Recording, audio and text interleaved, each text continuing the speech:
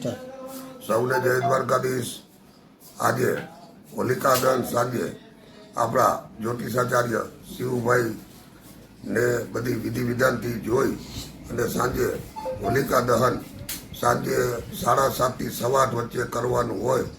તો દ્વારકાની દરેક ધર્મપ્રેમી જનતાને વિનંતી કે સૌ જે આપણી પરંપરા છે દ્વારકાની કે પહેલાં સરકારી હોળી પ્રગટે આખા દ્વારકામાં વર્ષોથી જે પ્રણાલી છે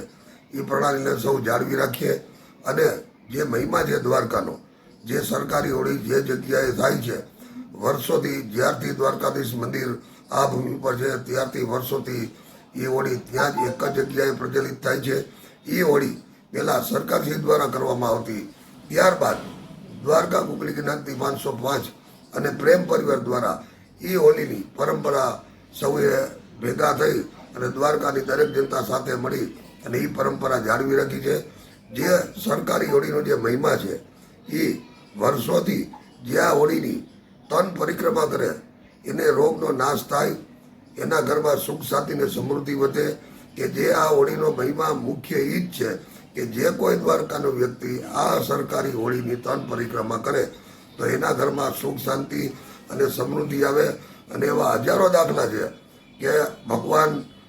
દ્વારકાધીશ જે આ હોળીની માનતા લે છે કે ભાઈ મારું કામ થઈ જશે તો હું 3 પરિક્રમા કરીશ, એવા હજારો દાખલા પણ દ્વારકા મુકામે આ પવિત્ર જગ્યા ઉપર ગોમતીના ઘાટ ઉપર થયા છે। અને બીજું કે આવનાર ચોમાસું કે આવનાર વર્ષ આપણું કેવું જશે, જે હોલિકાની જે ધજાદી છે એ પ્રચલિત થઈ અને એની રાગ ગોમતી માના ચરણોમાં જાય એટલે આવનાર આખું વર્ષ આપણે સારું જાય, આખા દેશમાં સુખ શાંતિ અને સમૃદ્ધિ આવે એવો આ સરકારી હોળીનો મહિમા છે। તો ચાલો સાંજે દ્વારકાની ધર્મપ્રેમી જનતાને